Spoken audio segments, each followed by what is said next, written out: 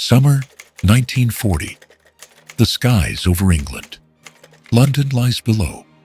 Above, the endless blue sky, and in that sky, the aircraft of both sides are locked in a life and death struggle. France has fallen. Dunkirk is behind them. All of Europe is either under Germany's control or on Germany's side. England stands alone, and Hitler's sights are now set beyond the English Channel. The plan is ready. Its name, Operation Sea Lion. An invasion of England is to be carried out. But first, the Royal Air Force must be destroyed, because crossing the English Channel is impossible without air superiority. Göring took this on. "I'll wipe out the British Air Force in 4 weeks," he said. Hitler trusted him. On the other seat are young pilots. Their average age is 22. They take off in the morning, fly again in the afternoon, and again in the evening. There are losses every day, new pilots every day, and every day they take to the skies. Churchill would later say of them, "In no other arena of human conflict have so many owed so much to so few." This was history's first major air war, and had it not been won, the entire story of World War II would have been written differently. This battle took place between two forces. On one side, Germany's Luftwaffe, under the command of Reichsmarschall Hermann Göring, the largest and most powerful air force Europe had ever seen. On the other side, the Royal Air Force, RAF, under the command of Air Chief Marshal Hugh Dowding, a far smaller but determined defensive force. Dates: July 10th to October 31st, 1940. Duration: 3.5 months. This was the battle in which Germany suffered its first major defeat of World War II. Location: the entire British airspace, RAF bases and radar stations in southern England, followed by British cities, particularly London. This time the battlefield was not the ground, but the sky, a small but critical note. This battle was not won by the British alone. A significant portion of the RAF pilots came from Poland, Czechoslovakia, Canada, Australia, and New Zealand. Pilots who had fled from occupied countries fought in this sky for their homelands. Without their contribution, the outcome might have been different. Field analysis. In aerial warfare, geography takes on a whole new meaning. Yet it remains decisive. The British side's greatest geographical advantage: they were fighting on their own soil. A pilot shot down would land on British soil, where he could be rescued and returned to the skies. A German pilot, however, would be taken prisoner.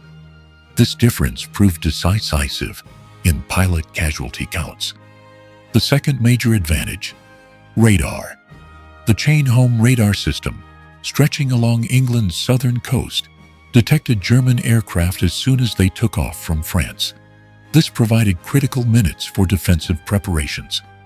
The Germans' failure to fully understand and neutralize this system was one of the most significant factors that altered the course of the war. The Germans' geographical disadvantage, however, was fuel. Bf 1099 fighters could remain airborne over British skies for only 20 to 30 minutes.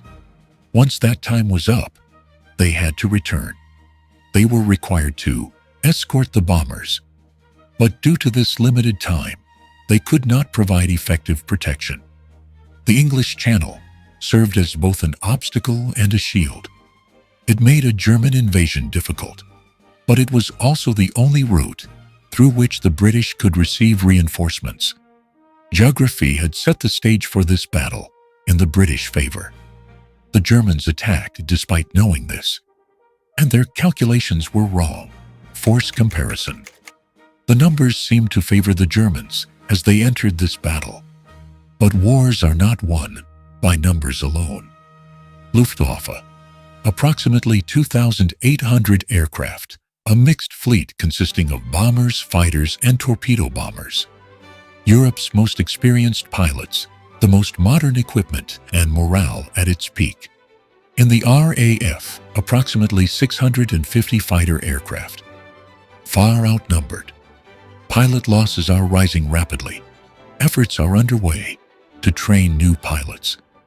But they have two legendary aircraft, the Supermarine Spitfire and the Hawker Hurricane. The Spitfire is nearly on par with the Bf-109 in performance. The Hurricane, meanwhile, is extremely effective at shooting down bombers. The combination of these two aircraft balanced out the Germans' numerical superiority. And here lies the mystery. Göring made a critical mistake in the middle of the battle. Systematic attacks targeting RAF bases and radar stations were beginning to yield results.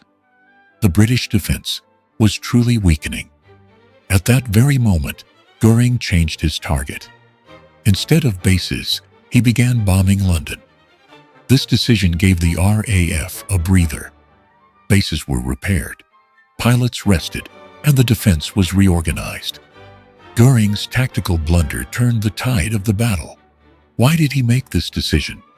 It is still debated. Preparation phase and command structure. The two commanders of this battle present two completely opposite profiles.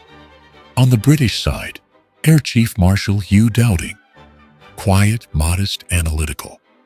Known by the nickname Stuffy, this man established the radar system and centralized command structure years before the war began. He used resources with extreme care, viewing every pilot and every aircraft as an asset, not as a disposable tool. Despite pressure from many senior commanders, including Churchill, he did not send all his fleets to France. And this decision saved England. Dowding's greatest weapon, however, was the sector control system. Radar data was transmitted in real time to the command center, from which directives were sent to the field. This system made it possible to send the limited number of aircraft to the exact right location at the exact right time. On the German side was Reichsmarschall Hermann Göring, a flamboyant, self-assured commander, even bordering on arrogance, a famous pilot from World War I and one of Hitler's closest confidants. But he had serious weaknesses in strategic planning. Instead of listening to his pilots' views, he imposed his own decisions. And at the turning point of the battle, he made that critical mistake. The pilots on the ground, however, were the true heroes of this battle on both sides. British pilots were flying 2 or 3 sorties a day. They would even rush to their planes at the sound of an alarm while eating. They pushed themselves far beyond the limits of exhaustion. And yet they flew. Chronology of the war. July 10th to August 11th, the Battle of the Channel. The Germans initially target British convoys and port facilities across the English Channel. The RAF responds to these attacks. Both sides are testing each other and evaluating their tactics. There are casualties, but no decisive advantage has yet emerged. August 12th to September 6th, Adlerangriff, attack on RAF bases.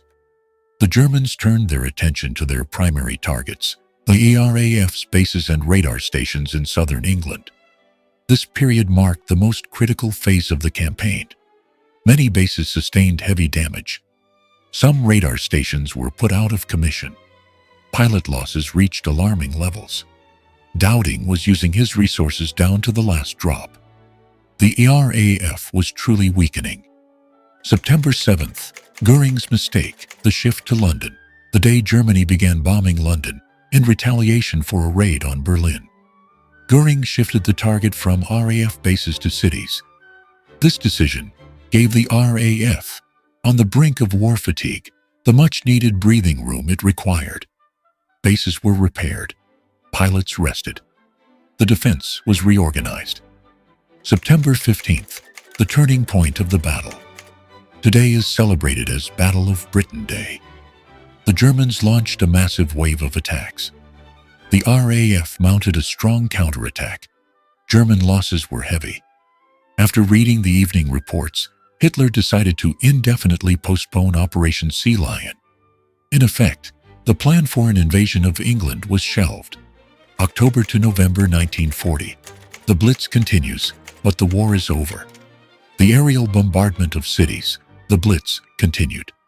But the goal of destroying the RAF had long since been abandoned.